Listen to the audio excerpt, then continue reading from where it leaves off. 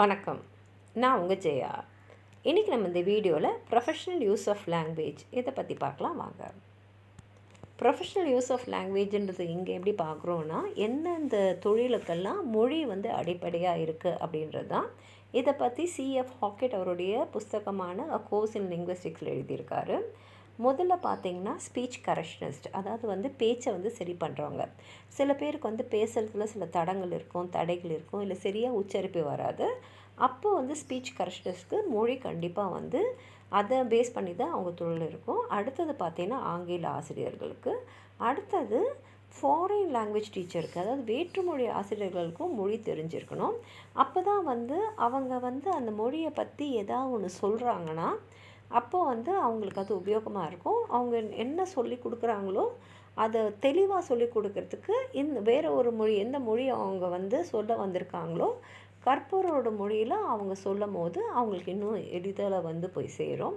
அடுத்தது பார்த்திங்கன்னா literary artist. எப்படி ஒரு பெயிண்டருக்கு அவருடைய பிக்மெண்ட்ஸு, ப்ரெஷ்ஷஸு, கலர்ஸ்லாம் நல்லா தெரிஞ்சிருக்கணுமோ, அதே மாதிரி லிட்ரரி ஆர்டிஸ்ட்க்கும் அவரோட மீடியம்னால் எந்த மொழியில் அவர் பேசுகிறாருன்றத தெளிவாக தெரிஞ்சிருக்கணும். இதே தான் லிட்ரரி கிரிட்டிக்கும். ஏன்னா ஒரு புஸ்தகத்தை படித்து அதை பற்றி விமர்சனம் எழுதுகிறவங்களுக்கு அந்த மொழியோடைய ஆளுமை நல்லாவே இருக்கணும். அதுக்கு அடுத்தது சைக்காலஜிஸ்ட்டுக்கு. ஏன்னா அவங்களுக்கு நல்லாவே தெரியும் மொழி ஒன்று தான் மனுஷனுக்கும் மிருகத்துக்கும் இருக்கக்கூடிய ஒரு வித்தியாசம்னு. அதனால் அந்த மொழி ஆளுமையோடைய சக்தி அவங்களுக்கு நிறைய தெரிஞ்சிருக்கணும். அடுத்தது ஆந்த்ரோபாலஜிஸ்ட். ஏன்னா அவங்க கல்ச்சரை அவங்க ரிசர்ச் பண்ணுறவங்க.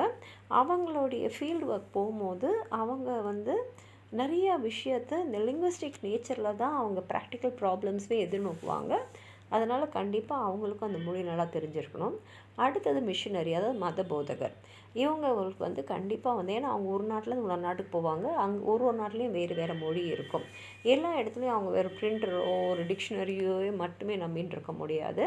அதனால் அன்றாட வாழ்வை கடக்கிறதுக்கு மட்டும் இல்லாமல் அவங்க போதனை செய்கிறதுக்கும் பைபிளோடைய மொழிபெயர்ப்புக்கும் அவங்களுக்கு கண்டிப்பாக எந்த நாட்டுக்கு போகிறாங்களோ அந்த மொழி அவங்க கண்டிப்பாக தெரிஞ்சிருக்கணும். அடுத்தது ஹிஸ்டாரியன். ஏன்னா அவங்களுக்கு விஷயமே டாக்குமெண்ட்ஸ் வழியில் தான் தெரியும். அதாவது எழுதப்பட்ட டாக்குமெண்ட்ஸு, அதுலேருந்து அவங்க கடந்த காலத்தில் நடந்த நிகழ்வுகளை அவங்க தெரிஞ்சுக்க முடியும். அடுத்தது தத்துவ ஞானிகள், அதாவது ஃபிலாசபர்ஸு.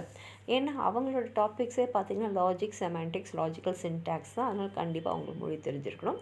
கடைசியாக நம்ம சொல்ல போகிறது கம்யூனிகேஷன் இன்ஜினியர்.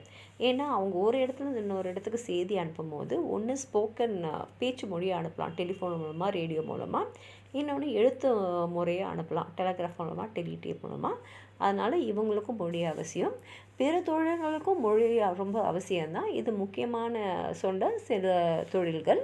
உங்களுக்கு எதாவது சொல்லணும்னு நினச்சிங்கன்னா கீழே இருக்கிற கமெண்ட் பாக்ஸில் எழுதுங்க. இந்த வீடியோவை லைக் பண்ணுங்கள், உங்கள் ஃப்ரெண்ட்ஸோடு ஷேர் பண்ணுங்கள்.